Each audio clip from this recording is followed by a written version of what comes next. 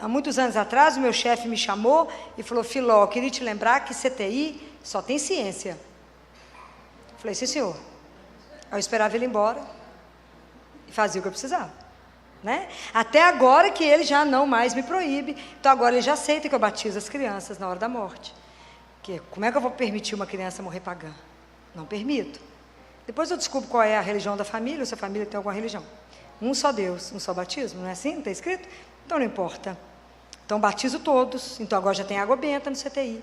E é tão bonitinho que isso é uma semente que vai sendo colocada, porque um dia eu estava no consultório trabalhando, uma residente me ligou: Filó, nós estamos atendendo uma parada. Eu falei: por que você está no telefone? Não, Filó, porque tem um tanto de gente, mas eu estou te ligando para você me ensinar como é que batiza. Eu falei: ah, que espetáculo, então vocês já aprenderam que tem que batizar, essa é a coisa mais importante. Se o menino voltar, Deus é que sabe, mas batiza. Poder ver os sacramentos atuar, poder mostrar para as pessoas e dizer: isso é real, a gente lida com um Deus que é vivo, e se a gente luta pela vida, o trabalho é pesado, porque quando você entra, e eu creio, né, que lá dentro do hospital a gente está lutando pela vida, por isso eu creio num Deus que é vivo, e que luta junto conosco pela vida. Por isso a gente não luta contra homens, por isso se eu não me alimentar, eu não dou conta. E tudo é graça que eu estou dizendo para vocês. Eu não comungo todo dia porque eu sou bonitinha, porque eu ajoelhei e pedi.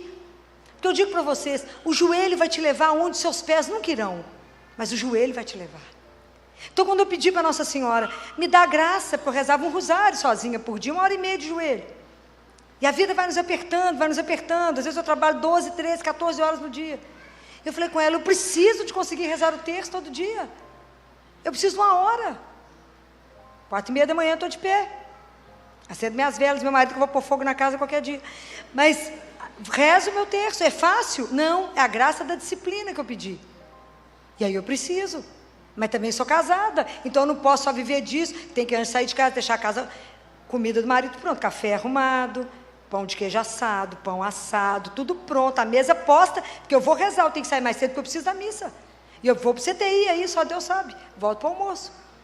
Mas já aprendi que entre sair do CTI, chegar em casa e começar o consultório, eu tenho que ajoelhar, eu tenho que rezar, eu tenho que renovar minha força no único que renova. Porque eu preciso de sabedoria para de tarde, porque tudo é diferente. E só Ele é Deus, só Ele é o Senhor, só Ele pode me usar, só Ele pode fazer de mim o que Ele quiser, mas somente Ele. Mas eu preciso de me abrir a graça, senão ela não acontece. Então eu pedi a Ele: me dá a graça.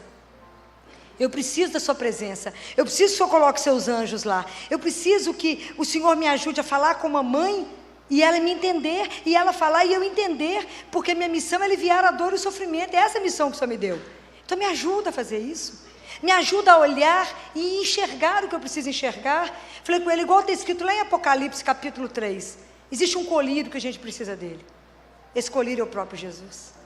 A gente precisa desse colírio para pingar nos nossos olhos, para ver as coisas de Deus, no dia a dia, porque senão a rotina te engole, e você esquece até que você é cristã, porque o dia inteiro você está entre o mundo e Deus, o dia inteiro o mundo está te puxando, o dia inteiro. Então se você não tiver disciplina, você é engolido pelo mundo, e ninguém sabe nem se você acredita em nada, se você não se pontuar muito. E a gente tem que pedir nas graças. Já pediram a graça da confissão? Tem que pedir, para que você confesse pelo menos uma vez por mês. Mas se a gente não pedir a graça, a gente confessa uma vez por ano e olha lá, fala: tá bom, confessei uma vez por ano.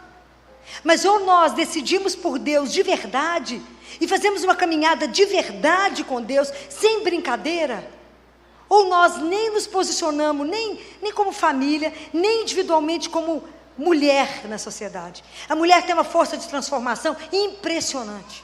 A mulher é capaz de levantar uma família inteira, mas a mulher, se ela cai numa casa, cai a casa inteira. As casadas aqui vão entender o que eu falar. Se você reclamar que está com dor de cabeça, a casa inteira adoece. Só uma dor de cabeça.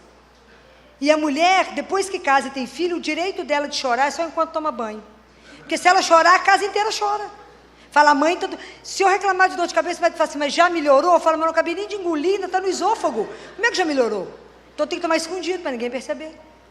Porque a mulher, é impressionante o que ela é capaz de fazer. Quantos casos que uma mulher ergueu uma família pela força?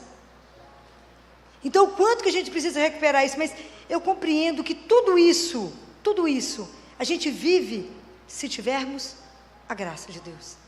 Somente isso. E aí eu queria dividir com vocês uma coisa, que é uma experiência forte demais, que é Maria. Nós precisamos de aprender tanta coisa com a Nossa Senhora. E uma delas é a graça de estar centrada em Deus. Nossa Senhora não se dispersou, ela era centrada em Deus. Então eu peço tanto a ela essa graça, fala com ela, não me deixe dispersar, não me deixe tirar os olhos da cruz, não me deixe tirar os olhos de Jesus em cada coisa que eu tiver que fazer. Porque a gente tem que aprender que a gente é tão dependente de Deus, que tudo que você fizer, que você não pediu opinião a Ele, você errou. Em geral, erra mesmo. O quanto que a gente precisa de estar atento, o que é que Deus quer que eu faça nesse momento? Porque se eu não estiver atento, eu faço aquilo que eu quero.